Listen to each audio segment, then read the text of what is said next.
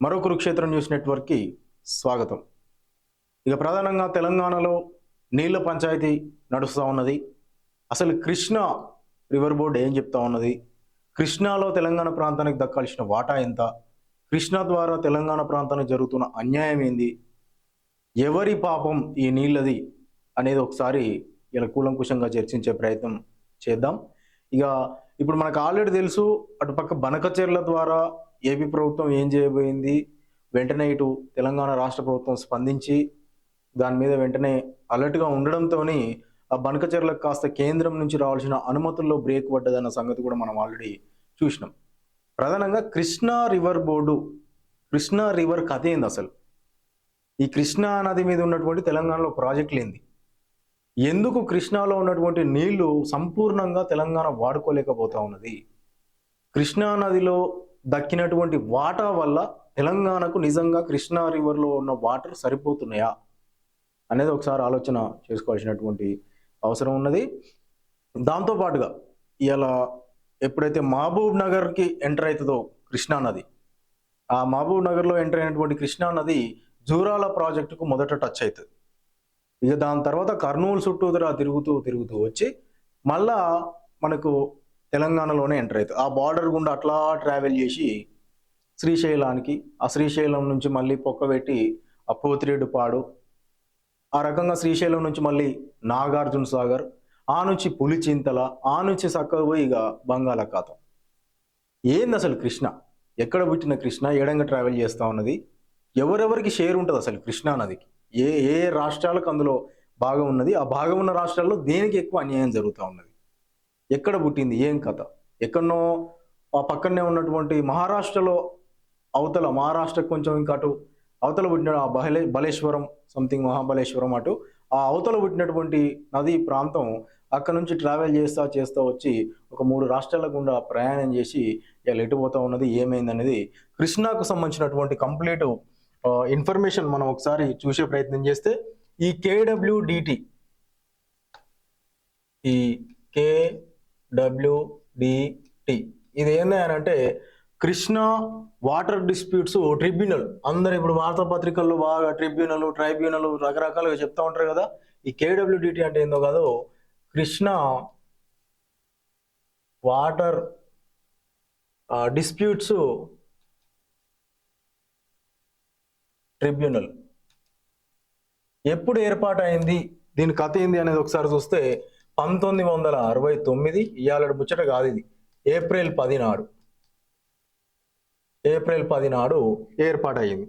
అయితే అయ్యాల జస్టిస్ దీనికి ఉన్నది ఎవలయానంటే ఈ ఆర్ఎస్ బచావత్ అనేట ఆయన ఉన్నాడు.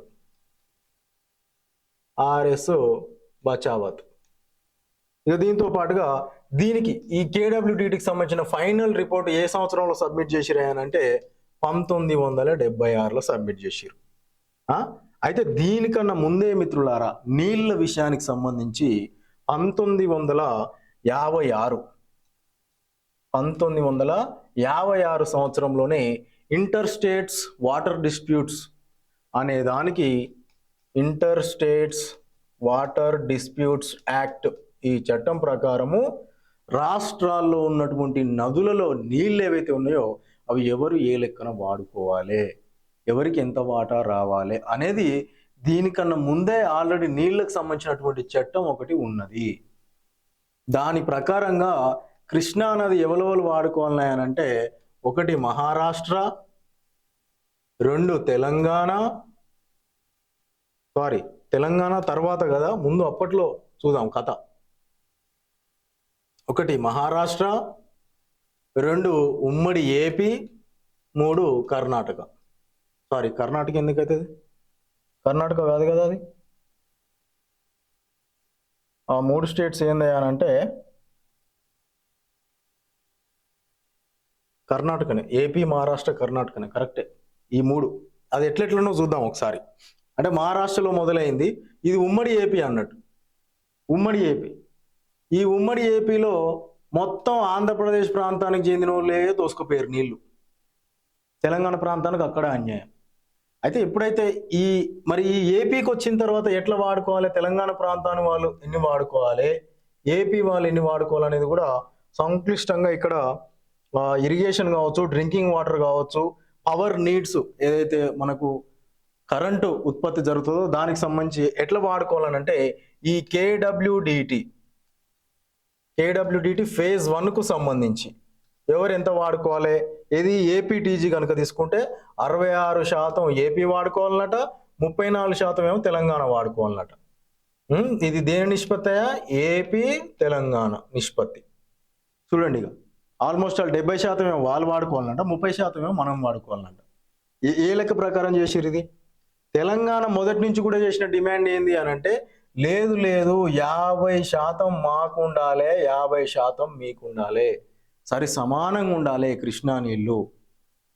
జూరాల దగ్గర ఉన్నటువంటి ప్రాజెక్టు ప్రియదర్శిని జూరాల ఏదైతే ఉందో అక్కడి నుంచి నీళ్లు మొట్టమొదటి అక్కడి నుంచి పోతా ఉంటే, తర్వాత ఉన్నటువంటి శ్రీశైలం నుంచి పోతిరెడ్డిపాడు ఒక్కొక్కటి అక్కడ కొట్టుకుపోవడం, దాని తర్వాత నాగార్జున సాగర్లో వాటా పొందుతారు, ఆ నుంచి పులిచింతల.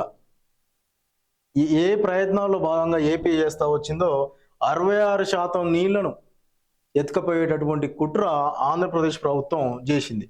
ఇక శ్రీశైలం ప్రాజెక్టు దాంట్లో కూడా మనకు అన్యాయం. శ్రీశైలం పవర్ ప్రాజెక్ట్ ఉంది కదా మనకు, శ్రీశైలం ప్రాజెక్టులో కూడా తెలంగాణ ప్రాంతానికి అన్యాయం చేసే ఈ ఉపాయం చేసిరు అనమాట. అయితే దీంతో తెలంగాణ వాదులు ఏం చేశారంటే, ఈ ఉన్న ట్రిబ్యునల్ మాకు వద్దురా నాయన, మాకు కొత్త ట్రిబ్యునల్ కావాలి అని చెప్పి ఇదే కేడబ్ల్యూడిటికి సంబంధించి ఫేజ్ 2 ట్రిబ్యునల్ 2 అని చెప్పి ఇంకోటి ఏర్పాటు చేయాలని చెప్పి డిమాండ్ చేసిరు. అయితే దేని ప్రకారం డిమాండ్ చేసిరు? ఇది 1956లో నీళ్లకు సంబంధించిన చట్టం ఒకటి ఉంది కదా, దీని ప్రకారమే తెలంగాణ డిమాండ్ చేసింది, మాకు కావాలి, అన్యాయం జరుగుతుంది, 66% ఏపీ వాళ్ళు ఎత్తుకోబోతురు, 34% మాత్రమే మాకు ఇస్తురు, మాకు దాంట్లో అన్యాయం జరుగుతుంది అని చెప్పి తెలంగాణ డిమాండ్ చేసింది. అయితే ఏపీ ఏం చెప్పినప్పుడు, ఉన్న అగ్రిమెంట్లు సరిపోతాయి, ఇంకా మేము కొత్తగా ఏళ్ళు పెట్టాలనుకోవట్లే అని చెప్పి సుప్రీంకోర్టుకు పోయింది. సుప్రీంకోర్టు ఏం చేసింది? ఇరు వాదనలు వింటాం, అటు టీజీది కావచ్చు, ఏపీది కావచ్చు, ఇరు వాదనలు వింటాం అని చెప్పి సుప్రీంకోర్టు ఇద్దరికి చెప్పింది, ఏపీకి తెలంగాణకి ఇద్దరికి చెప్పింది. ఇక దీని తర్వాత అయితే ఇక్కడ ఎండిడిఎల్ అని ఒకటి ఉంటుంది మిత్రులారా. ఈ ఏందా మరి ఎండిడిఎల్ అంటే మినిమం డ్రా డౌన్ లెవెల్ అని ఒకటి ఉంటుంది. మినిమం డ్రా డౌన్ లెవెల్ అన్నట్టు ఇది. ఇంకా కనీస లెవెల్ ఉన్నప్పుడు నీళ్లు తోడైనా తోడొద్దు, నీళ్లు ఎవడే కానీ అల్లకెళ్ళి తీయనే తీయొద్దు బయటకు. అసలు కనీసం అడుగున పడిపోయి ఉన్నప్పుడు అల్లకెళ్ళి వాటర్ అసలు బయటకు తీయనే తీయొద్దు, అది రూల్స్కు విరుద్ధం. అది యాక్చువల్గా దీన్ని ఏపీ ఉల్లంఘించే ప్రయత్నం చేసింది, తెలంగాణ మాత్రం దీనికి కట్టుబడి ఉన్నది, ఎండిడిఎల్కు కట్టుబడి ఉన్నది తెలంగాణ. దాన్ని అట్లనే ఉంచాలి, డిస్టర్బ్ చేయొద్దు అని చెప్పి, ఎందుకంటే అది పూర్తిగా ప్రకృతి విరుద్ధం. ఏపీ మళ్ళీ ఇక్కడ కూడా దాన్ని ఉల్లంఘించే ప్రయత్నం చేసింది. ఇక ఇంతటితో ఆగిపోలే, ఇక ఇంతటితో ఇది స్థిరంగా మెయింటైన్ చేయాలి. ఒకవేళ ఈ ఎండిడిఎల్ అనేది లేదనుకో, ఒకవేళ అటు వ్యవసాయానికి ఇటు పవర్కు రెండింటికి ఇబ్బంది, ఇక రెండింటికి ఇరిగేషన్కి నీళ్లు సప్లై చేయలేవు, అటు పవర్ కూడా ఉత్పత్తి కాదు ఇక నీకు, ఆ మినిమం వాటర్ కనుక నీకు ప్రాజెక్టులో లేకపోయి ఉంటాయి. ఇక దీని తర్వాత చూడు, గోదావరికి సంబంధించి కూడా ఆల్రెడీ ట్రిబ్యునల్కు మనం రిక్వెస్ట్ పెట్టుకున్నాం. ఈ ఒక్క కృష్ణాకు సంబంధించినటువంటి దాని మీదనే, ఈ యొక్క కృష్ణా వాటర్ సోర్సెస్ దానికి సంబంధించిన దాని మీదనే జూరాల, శ్రీశైలం, ఇంకోటి ఏందా నాగార్జున సాగర్, భీమా, కోయిల్ సాగర్, నెట్టెంపాడు, ఇంకా ఎన్నో ఇరిగేషన్ స్కీములు, ఇరిగేషన్ ప్రాజెక్టులు అవన్నీ ఉన్నాయి. రాజోలి బండ లిఫ్ట్ ఇరిగేషన్ స్కీములు, ఇవన్నీ భీమా, కల్వకుర్తి లిఫ్ట్ ఇరిగేషన్ ప్రాజెక్టు, ఇవన్నీ కృష్ణా మీద ఆధారపడి ఉన్నటువంటి ఒక్కటన్నా ఏదైనా వీళ్ళు కాపాడే ప్రయత్నం చేసిరా ఇన్నేళ్లలో? 10 ఏళ్ళ కేసీఆర్ ఇగో ఈ ఏపీ రీఆర్గనైజేషన్ యాక్ట్ ప్రకారం ఏది 2014లో జరిగింది, 2014లో జరిగింది. ఏపీ రీఆర్గనైజేషన్ యాక్ట్ ప్రకారం ఏపీ వాళ్ళేమో ఇక చూడయ్యా 46.11% పవర్ తీసుకపోతే, తెలంగాణ వాళ్లకు ఇండ్ల జరంత లాభం కలిగించినట్టు నటించాలి కదా, 53.89% పవర్ విషయంలో.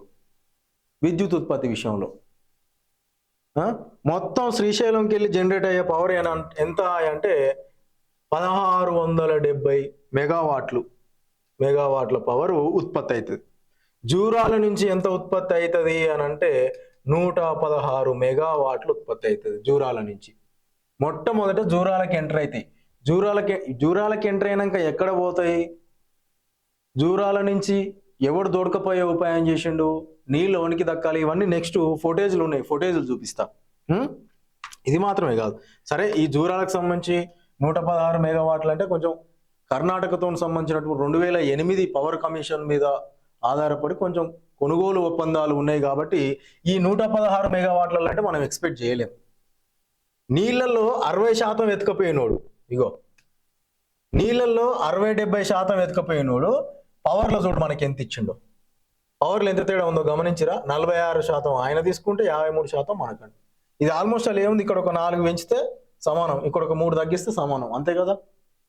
మరి అదే నీళ్ళ విషయంలో చూడు, 66% ఎత్తుకపోయి 34% మనకు పెట్టే ఉపాయం అన్నమాట. ఎవరి పాపాలు ఇవన్నీ? ఇది మాత్రమే కాదు, మహబూబ్ నగర్ జిల్లాలో ఎంటర్ అయిన నీళ్లు కర్నూలు ప్రాంతం చుట్టూ తిరిగి మళ్ళీ కిందికి వస్తాయి. అయితే ఈ గ్యాప్లనే ఏపీ ఏం చేస్తుందంటే వాటిని తరలించుకొని వెళ్ళిపోతుంది. ఎట్లా తరలించుకొని వెళ్ళిపోతుంది? ఇప్పుడు నెక్స్ట్ ఫోటేజీలు కూడా ఉన్నాయి, ఆ ఫోటేజీల ఆధారంగా చూద్దాం. ఈ అవకాశం కల్పించింది, ఈ తరలించుకొని పోతందుకు అవకాశం కల్పించింది ఎవరంటే ఇగో ఈ కేసీఆర్. ఎందుకు కేసీఆర్ పేరు మళ్ళీ బయటకు తీస్తున్నావు అంటావా? ఏం చేసిండో చెప్తా. ఈ కేసీఆర్ ఏం చేసిండో, కృష్ణా వాటర్కి సంబంధించి ఎట్టెట్ ఒప్పందాలు చేసుకొని వచ్చిండో, అపెక్స్ కౌన్సిల్ అవన్నీ ఉన్నాయి నెక్స్ట్. ఇక చూడు, అయితే నీళ్లు తెలంగాణకు ఎంటర్ అయిన వెంటనే పాలమూరు, రంగారెడ్డి, నల్గొండకు తరలిస్తే ఒకవేళ, ఇప్పుడు జూరాల దగ్గర ఎంటర్ అవుతున్నాయి కదా మిత్రులారా, మహబూబ్ నగర్లో కృష్ణ జూరాల దగ్గరకు వస్తుంది. జూరాల ప్రాజెక్టు దగ్గర, జూరాల దగ్గర కడతా అని అంటే గట్టెట కడతావు, తెలివి ఉందా నీకు? అటు ఇటు అని మాట్లాడిండు అసెంబ్లీలో. ఇక చూడు, ఈ జూరాల ఈడికి వస్తాయి కదా, ఈడికి వచ్చిన నీళ్లు మనం ఈడ ఎందుకు ఒడిచి పట్టుకోలేకపోతున్నాం? ఒకవేళ జూరాల దగ్గరనే మనం నీళ్లను ఒడిచి పట్టుకుంటే నీకు ఇక దక్షిణ తెలంగాణకు నీటి సమస్య ఉండదు. అటు పాలమూరు, రంగారెడ్డి,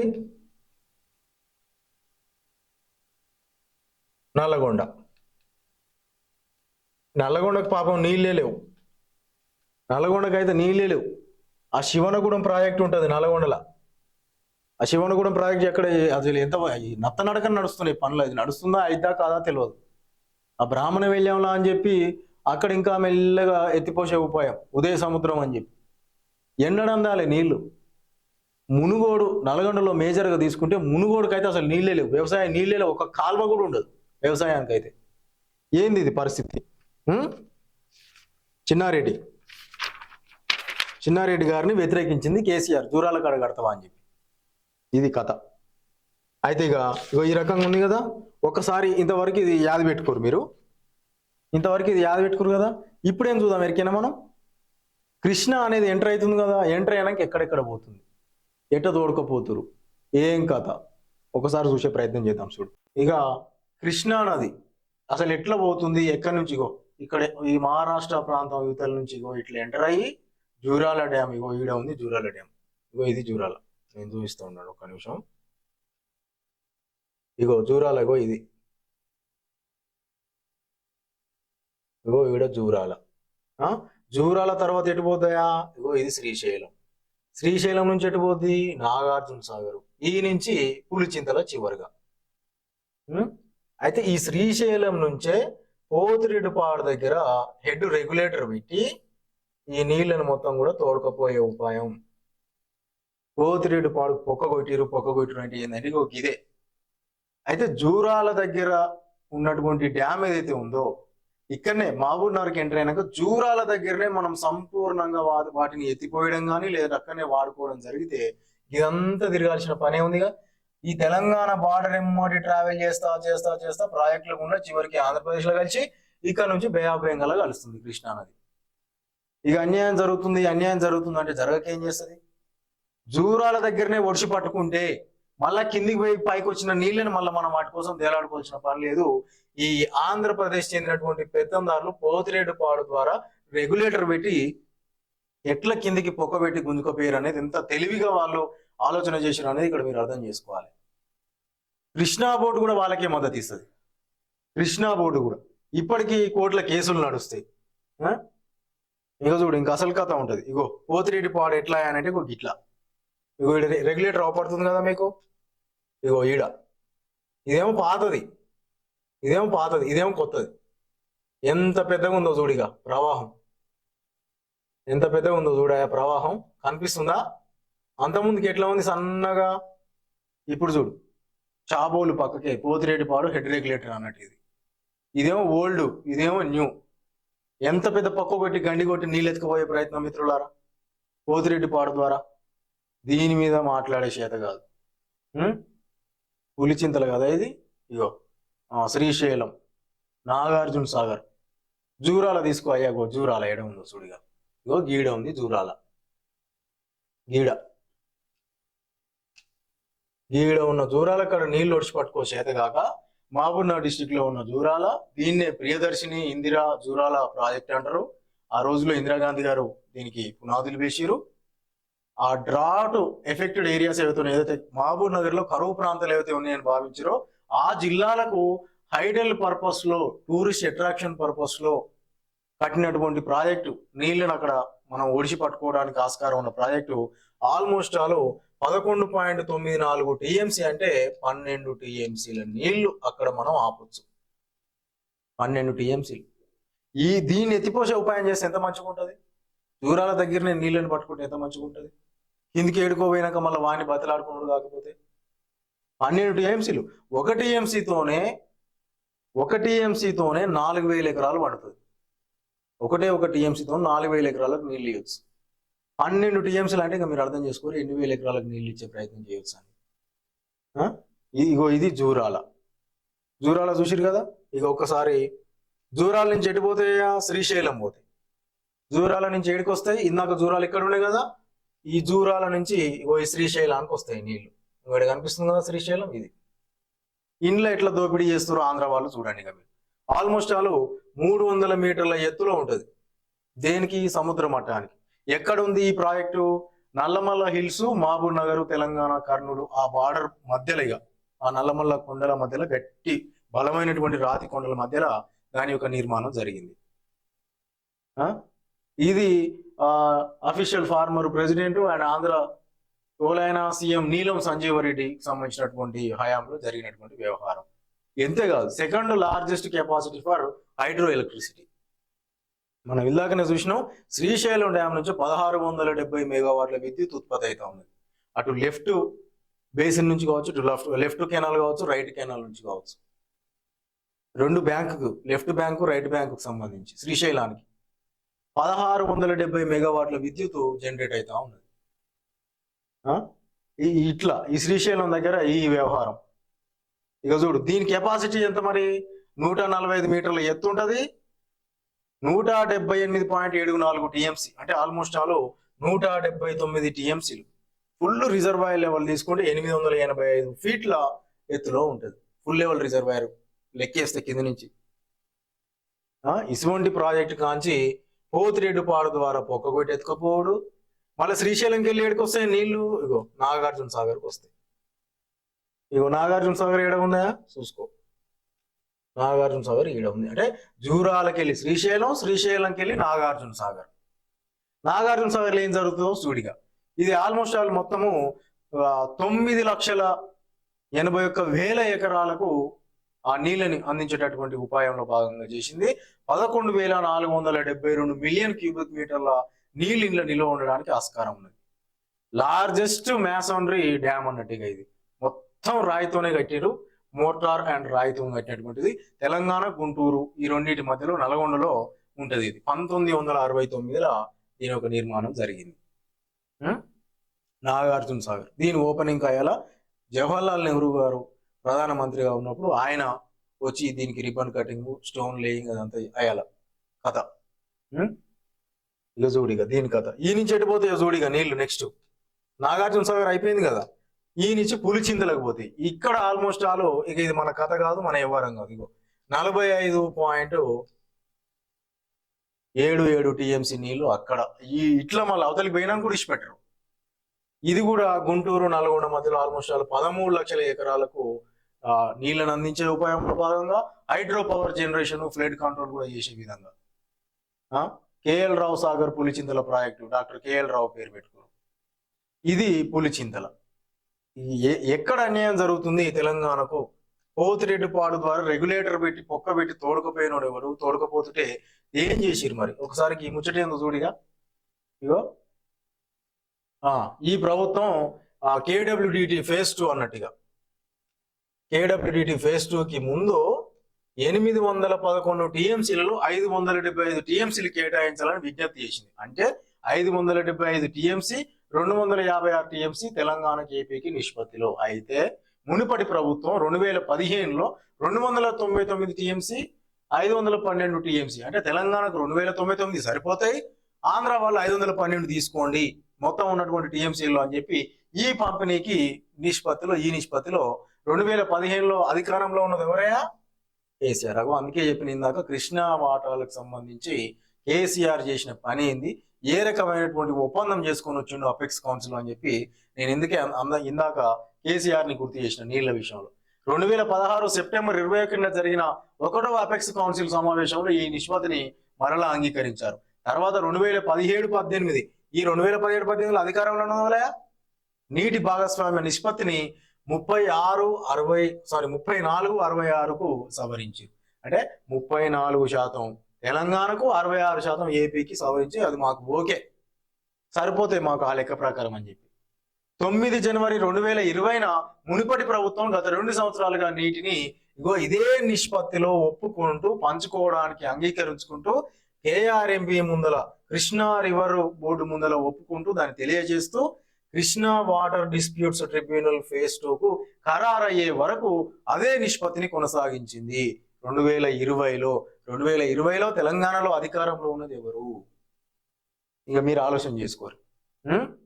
అయితే ఇప్పుడు గౌరవనీయులైన ముఖ్యమంత్రి గారు 3/3/2025 అంటే ఇప్పుడు వచ్చిన కాంగ్రెస్ గవర్నమెంట్ రేవంత్ రెడ్డికి సంబంధించి కేంద్ర జలశక్తి మంత్రికి రాసిన లేఖలో, ఆ పాటిల్ అనేటి ఆయన ఉంటాడు కదా కేంద్ర జలశక్తి మంత్రి పాటిల్, ఆ పాటిల్కు లేఖలు రాయడమే కాదు, ఉత్తమన్న అయితే ఎన్నో సార్లు మొత్తుకుంటు నేను బనకచెర్లను అడ్డుకుంటా, కృష్ణా వాటర్ బోర్డుకు సంబంధించి లేఖలు రాస్తా అని చెప్పి. బనకచెర్ల విషయంలో ఇక్కడ ఉన్నటువంటి కాంగ్రెస్ ప్రభుత్వం పోయి అక్కడ కేంద్రంలో ఒత్తిడి తెస్తే అక్కడ దానికి బ్రేకులు పడ్డాయి, అనుమతులు ఇచ్చినాక కూడా బ్రేకులు పడ్డాయి. ఆల్రెడీ 3,000 కోట్లు మొదటి దశలో బనకచెర్ల కోసం కేంద్రం ఇస్తే అట్లాంటి ప్రాజెక్టు పనులు మొదలుపెట్టినాక కూడా బ్రేకులు పడ్డాయి. అంటే అది ఉత్తమన్న ప్లస్ రేవంత్ అన్న యొక్క ఫలితం కాదా? అక్కడ పోయి ఒత్తిడి తీసుకొచ్చినటువంటి వాళ్ళిద్దరు కాదా? ఇది ఒకసారి చూడండిగా. అయితే ఇప్పుడు రేవంత్ రెడ్డి చెప్పేది ఏంది? ప్రధానంగా తెలంగాణలో కృష్ణా జలాలకు సంబంధించి 71% వాటా హక్కు ఉంది, అందువల్ల కేఆర్ఎంబి వద్ద అన్యాయమైన నీటి భాగస్వామ్య ఏర్పాటు నిష్పత్తి ఆల్రెడీ ఏదైతే ఉందో 34:66 దీన్ని సవరించాలని ఈయన అభ్యర్థించిండు. గతంలో ఇన్ని వేసుకుంటా, ఓ పక్క అప్పుల తిప్ప, అభివృద్ధి పేరుతో ఇష్టం వచ్చిన కమిషన్లు ఇవన్నీ చేసుకుంటూ పోయినా కూడా కాంగ్రెస్ ఎంత సవరించుకుంటూ వచ్చిందా?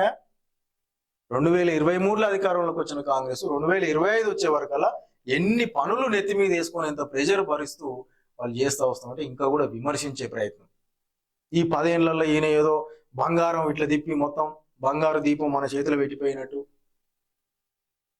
ఈ తెలుగుని బాపతి గాళ్ళంతా ఏదో 4 రంగురంగుల బిల్డింగ్లు అవపడంగానే ఇదే అభివృద్ధి అన్నట్టు.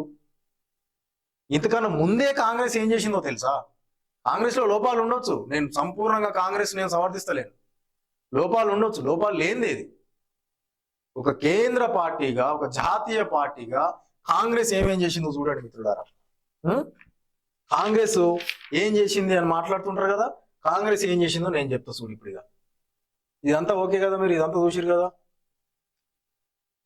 ఇగో పులిచింతలకు సంబంధించి జూరాల ఎట్లా, పోతిరెడ్డిపాడు అంటే ఏంది, శ్రీశైలం ఎక్కడుంది, నాగార్జున సాగర్ ఎక్కడుంది, పులిచింతలు ఎక్కడుంది, ఇదంతా చూసిరు కదా.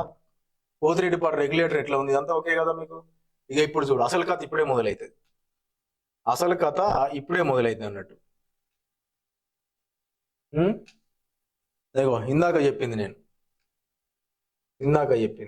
ఏ రకంగా మొదటి నుంచి కూడా కృష్ణా జలాలకు సంబంధించి ఏం జరుగుతా వచ్చింది, ఎందుకు కేసీఆర్ జోరాల దగ్గర అపోజ్ చేసిండు. నెక్స్ట్ ఇది ఎండిడిఎల్ సంబంధించి అన్ని వివరాలు మనం చూసినాం కదా కూలంకుషంగా. ఇప్పుడు ఇంక అసలు ముచ్చట ఉంది, కాంగ్రెస్ ఏం చేసింది అని మాట్లాడుతుంది.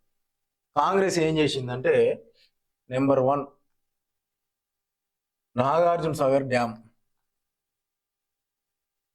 Nagarjuna Sagar dam. Number 2 NIT Warangal.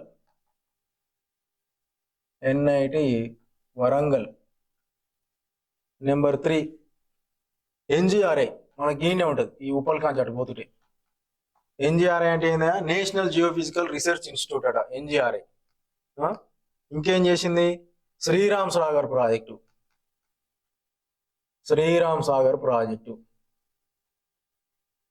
ఇంకా బిహెచ్ఈఎల్.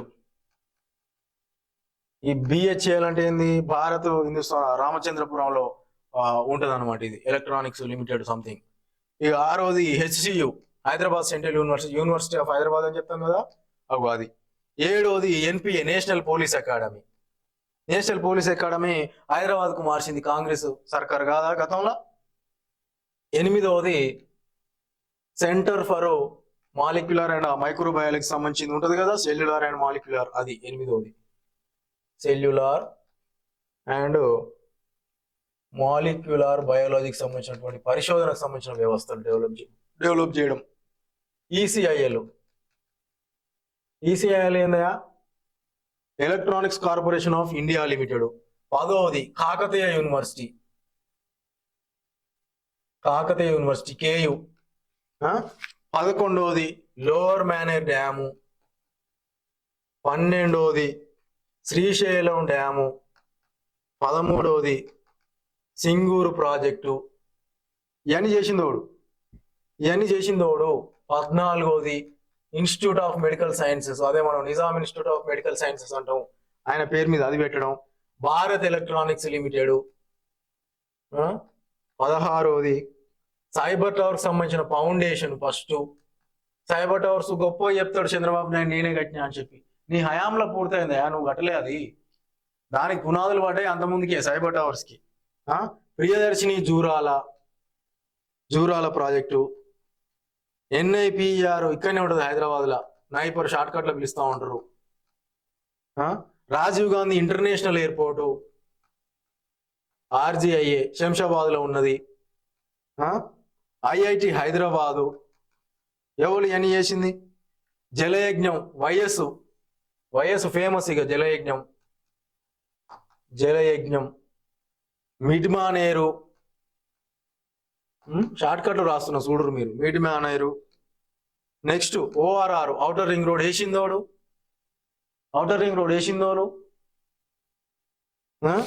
ఇది ఇట్లా చెప్పుకుంటూ పోతే ఇక చాలా ఉంది కథ.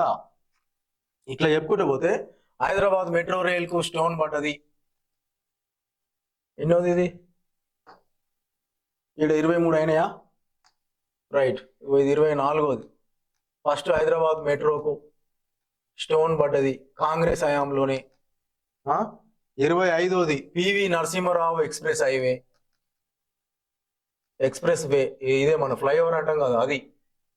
26వది గూగుల్, కాంగ్రెస్ ఉన్నప్పుడే దీనికి ఇక్కడ ఇన్వెస్ట్మెంట్లు దీనికి సంబంధించి ఓకే అయింది. 27వది ఫేస్బుక్ సంబంధించింది. ఎవరి హయాంలో ఇది, రోషయ్య గారు ఉన్నప్పుడు అయ్యింది ఫేస్బుక్ సంబంధించిన ప్రతిపాదనలు. 28వది తెలంగాణ ఫార్మేషన్. కాంగ్రెస్ పార్టీ కాదా తెలంగాణ ఇచ్చింది, కాంగ్రెస్ పార్టీ కాదా, సోనియా గాంధీ గారి ఇనిషియేటివ్ వల్ల కాదా తెలంగాణ రాష్ట్రం సాకారమైంది, అది ఆలోచన చేసుకోవాలి. ఇవన్నీ ఎప్పుడు, బిఫోర్ తెలంగాణ. ఇవన్నీ ఏదైతే చేయలేదు ఏం చేయలేదు అంటాం కదా, అప్పుడు పరిస్థితులు అట్లా ఉండే కాబట్టి, వ్యవస్థలో కొన్ని లోపాలు ఉండే కాబట్టి ఇవన్నీ బయటికి రాలే. ఇప్పుడు ఇంత సోషల్ మీడియా అంతా లేదు కదా కథ. ఇవన్నీ బిఫోర్ తెలంగాణ. ఇక ఒకసారి ఆఫ్టర్ తెలంగాణ, చివరికి ఫార్మేషన్ ఆఫ్ తెలంగాణ తర్వాత చూడిగా భారత్ ఫ్యూచర్ సిటీ,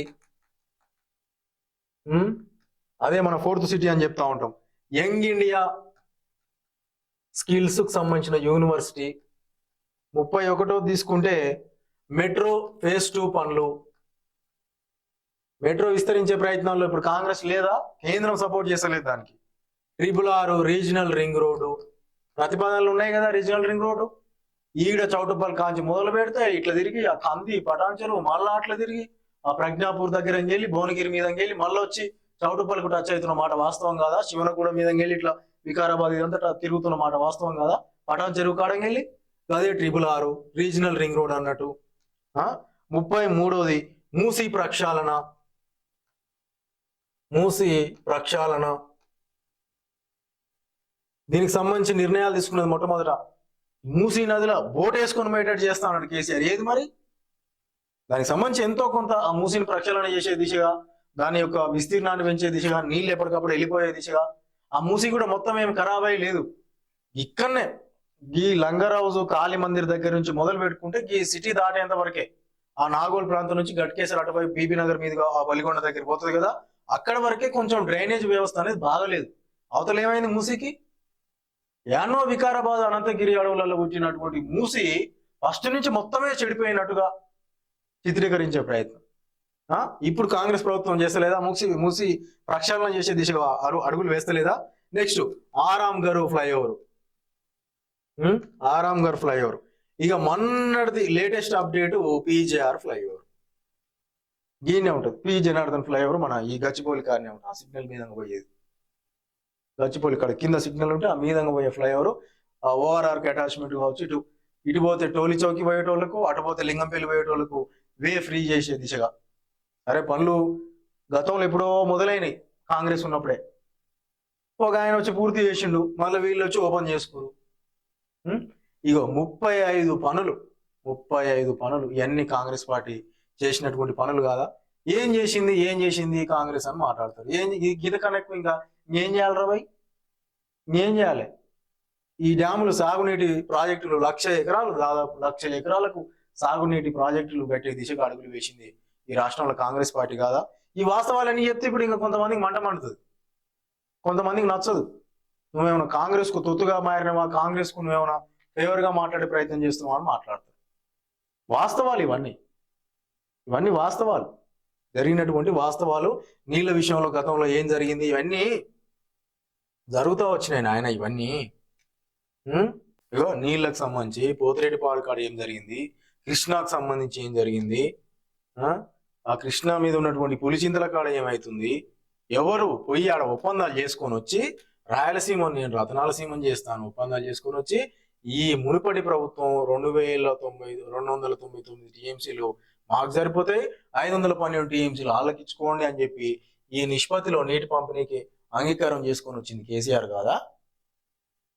కేసీఆర్ సార్ని ఇప్పుడు అనొద్దు. ఇక కేసీఆర్ సార్ నుంచి ఇక కొంతమంది విరుసుకు పడతారు, కోపాలు వస్తాయి కొంతమందికి. వాస్తవాలు ఈ రకంగా ఉన్నారని ఆయన అంటే 2016 సెప్టెంబర్ 21 జరిగిన 1వ అపెక్స్ కౌన్సిల్ సమావేశంలో ఈ నిష్పత్తిని మరలా అంగీకరించారు. 2017-18, 2016, 2015 అధికారంలో ఉన్నదోళ్ళు ఈ 34:66% నిష్పత్తికి అంగీకరించింది ఎవరు? ఇది ఒకసారి ఆలోచన చేసుకోవాలి. ఇది మిత్రులారా కృష్ణాకు సంబంధించినటువంటి ట్రైబ్యునల్స్ ఇట్లా ప్రవర్తించే ప్రయత్నం చేసినాయి. దానికి తోడు ఇందాకనే మనం చూసినాం ఎట్లా వీళ్ళు ఇది చేసే ప్రయత్నం చేసిరు అని చెప్పి. ఇంకా ఇదన్నమాట జరిగినటువంటి కథ వ్యవహారం ఇట్లా రూపాంతరం చెందుకుంటా వచ్చింది. ఇది దీనికి సంబంధించినటువంటి ఇన్ఫర్మేషన్ నా శాస్త్రక్తిలో నేను ప్రయత్నం చేసి మీ ముందు పెట్టే ప్రయత్నం చేసినాను. ఇక మళ్ళీ సరికొత్త టాపిక్స్ ఏమైనా ఉంటే మీకు అప్డేట్ ఇచ్చే ప్రయత్నం ఖచ్చితంగా చేస్తానని తెలియజేసుకుంటూ keep watching, signing off. This is Giri. ఇది మరో కురుక్షేత్రం, ఇది వాస్తవాలకు మరో క్షేత్రం. నమస్తే.